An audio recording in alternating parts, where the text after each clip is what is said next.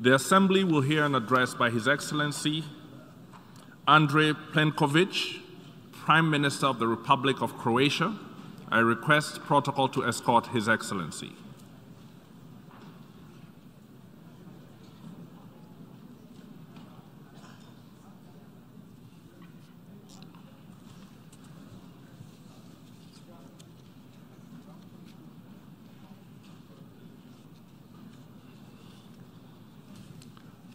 I have great pleasure in welcoming His Excellency Andrej Plenković, Prime Minister of the Republic of Croatia. I invite him to address the Assembly. Excellencies, distinguished ladies and gentlemen, Mr. Vice President. We have gathered this year as a brutal war with a multifaceted and global impact continues to rage in Europe. The Russian aggression against Ukraine has upended the rules-based order, multilateral system, and economic flows.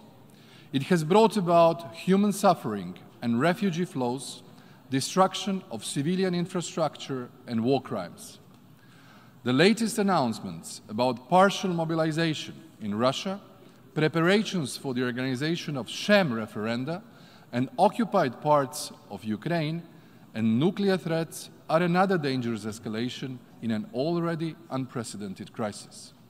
While Ukrainian people are suffering the most in their struggle to defend their homes, the consequences of the Russian aggression are felt globally, and so it must be condemned worldwide. 3 decades ago, Croatia itself was a war-ravaged country in jeopardy, also facing armed aggression. Almost a third of its territory was occupied. Additionally, we had to fight for international recognition and were under an arms embargo. The Croatian people know what it means to be under attack and what it takes to defend their homeland. Against all odds, Croatia and the Croatian people prevailed. Many, especially our defenders, paid the highest price for our freedom and liberty. Stronger for its own experience, Croatia today is an exporter of peace and stability and a humanitarian donor worldwide, a popular tourist destination, and the country that produces the fastest electric car in the world. Success is possible if one is determined and has a vision of the future. Precisely because of our own experience, Croatia immediately and unequivocally extended support and solidarity to Ukraine, political, humanitarian, economic, and military. To do otherwise would be a betrayal of principles and values we all hold dear, particularly respect for human rights and responsibility to protect populations from atrocity crimes. This time around, Europe and its partners came together to stand up to aggression, show solidarity, and strengthen their own resilience. In October, we will highlight this unity once more in Zagreb, as Croatia prepares to host a first-ever parliamentary summit of the Crimea platform. Ladies and gentlemen, Croatia's transition was long and complex, but it was guided by a firm notion that democracy, human rights, and respect of national minorities is the best way for the Croatian society as a whole to further develop and prosper. Today, our democratic system are challenged by the fallacious and dangerous thesis that autocracy is ultimately a more efficient and a pragmatic way to govern. Our national dialogues are distorted by targeted disinformation, fake news, and hybrid attacks. Our trust in democracy is being undermined from both within and from outside of our societies. As fierce as these challenges are, our commitment to democracy, its procedures and values must remain strong. On the crossroad between democracy and autocracy, our choice should remain clear. In today's perilous moment, Croatia remains a staunch supporter of the international rules-based order and the United Nations at the center of global cooperation. Far from being ideal, this system, with all of its flaws, has still enabled the world to reach common ground and find some remarkable and inspirational results for local and global issues in the almost 8 decades of its existence. We live in a plurality of simultaneous and interconnected crises that affect us all. In order to overcome this perfect storm of crises, we need determined action now. Further erosion of our core rules and values should be halted and reversed, respect for international law upheld, and accountability ensured. We should also act to make our system fit for purpose. This is particularly true for the reform of the United Nations Security Council. The General Assembly intervened instead and offered a platform for an overwhelming majority of states to condemn the aggression against a sovereign and independent country. When the world is facing a geopolitical crisis of the scale, such as the one in Ukraine today, we must ensure that our policies and actions are predictable, reliable, and timely across the United Nations system. Croatia's adherence to promoting peace and security is evident also by its continuous participation in the United Nations, European Union, and NATO peacekeeping missions and operations. It is an investment we are readily willing to make. Ladies and gentlemen, as we were beginning to recover from COVID-19, the war in Ukraine has dramatically altered our perspectives and political agenda. It radically changed not only the security, but also the energy architecture of Europe and its threatening global food security. We must stand united and step up our efforts in reorganizing the energy supply lines. We cannot accept extortion, and we cannot be held hostage over food and energy, which all of us need. Therefore, we applaud the Secretary General and the UN for their role in brokering the deal to export Ukrainian grain. On the regional level, Croatia is contributing to energy security and diversification by its liquefied natural gas terminal on the Adriatic island of Krk. Beyond ensuring its own needs, Croatia is now able to supply its neighbors and other countries in Central Europe. Simultaneously, we are investing in renewable energy, with 1/3 of our energy consumption and almost half of our electricity production already coming from renewables. We are ensuring a fair transition and preventing energy poverty, implementing financial measures that benefit both the citizens and the business sector. We must find a global solution to the price of gas, which threatens our households and our economies.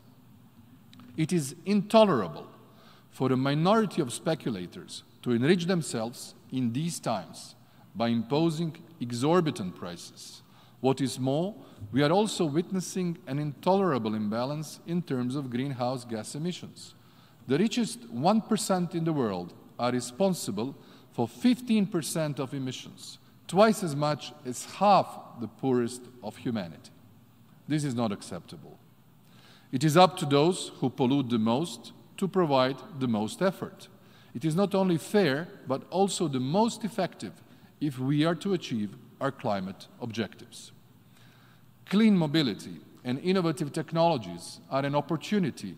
New technologies, such as hydrogen, offer new horizons for stronger cooperation between Europe, Africa, and the Middle East.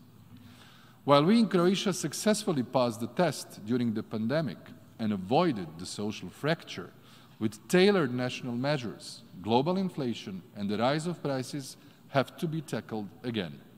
We as a government are continuing our interventionist policy to alleviate the burden of the energy crisis for our households and businesses, local governments and public institutions, schools and hospitals. Similar to our efforts during the pandemic, we are now implementing a strong national package worth more than 6% of our GDP.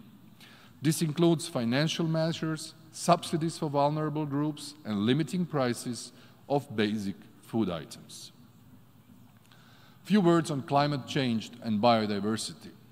Ladies and gentlemen, despite of enormous current challenges, we have a responsibility to also safeguard our commitments to the Paris Agreement and the 2030 Agenda for Sustainable Development.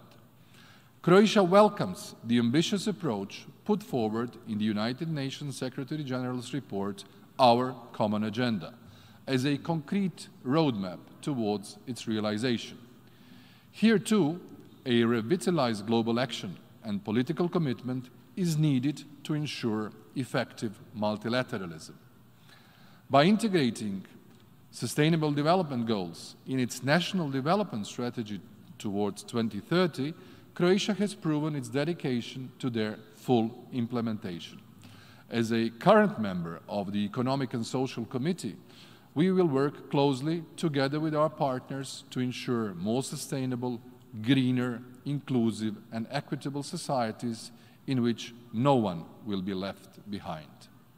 Ahead of the COP27 in Egypt, let us evaluate the implementation of our joint commitments from Glasgow. We need to strengthen cooperation in the effort to find mechanism and financial resources to fulfill the Paris Agreement and to continue the fight against climate change on national, regional and global level. Ladies and gentlemen, in the year in which we are marking the 30th anniversary of our UN membership, Croatia remains constructive and responsible international actor. In the coming months, we will join a group of only 15 other countries which are at the same time members of the European Union, NATO, the Eurozone and the Schengen area. This follows a sober and prudent decision in line with my government's policy of modern sovereignism. Through this policy, we have strengthened our international position by pooling resources with our allies and partners, furthering our national interest and tackling economic and social challenges. Croatia also pays special attention to Southeast Europe, a region still not fully integrated into the European Union. The region's stability, development and democratic progress is not only in our, but also in Europe's interest. We support a clear European Union perspective for candidates and aspirants based on the fulfillment of well-established and clear criteria, the implementation of reforms and delivery of tangible results. The stability of neighboring Bosnia and Herzegovina, with which we share a 1,000 kilometers long border, is of particular importance for Croatia. We would like to see a prosperous and functional Bosnia and Herzegovina, progressing firmly on the path to EU membership. In light of the current situation in Ukraine and elsewhere, it is pivotal that international law and international treaties be respected. This includes in particular peace treaties such as the Dayton-Paris Accords, which brought peace to Bosnia and Herzegovina as the multinational and multicultural homeland of its three constitutive peoples, Croats, Bosniaks and Serbs, as well as others. For the cohesion, stability and progress of the country, their constitutional full equality must be ensured and respected. Given the fact that the Bosniak political leaders have publicly admitted that they had no true intention to come to a deal with Bosniak Croat political leaders over the electoral reform in line with the Constitutional Court's verdict, the only way forward remains for the High Representative, Christian Schmidt, to act and use his bond powers. As a friend of Bosnia and Herzegovina, I call upon him to use his powers to ensure legitimate representation and equality of Bosnian Croats in the country's institutions following the 2nd October general election. As the least numerous among the constituent peoples, the Croats in Bosnia and Herzegovina demand no favors, only equality. Ladies and gentlemen, we are mutually interdependent. Turmoil in one region has consequences for us all, no matter where we are on the globe.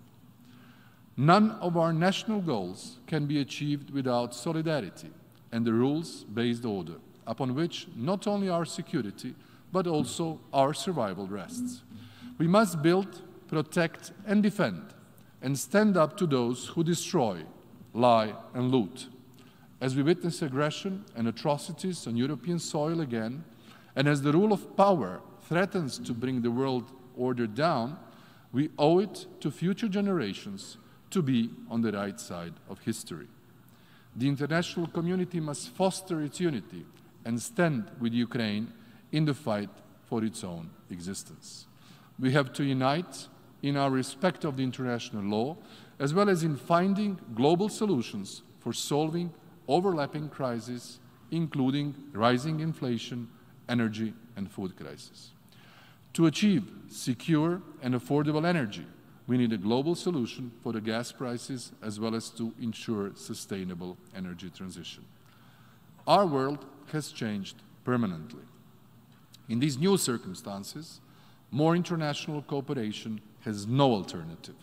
Let us commit to work jointly to the benefit of our common future. The approach of democracies in international relations is a cooperative one. The approach of the authoritarian regimes is a conflictual one. The global organization, the United Nations, must prove, and all of us within it, that the rules-based order and the cooperative approach will prevail. Thank you very much.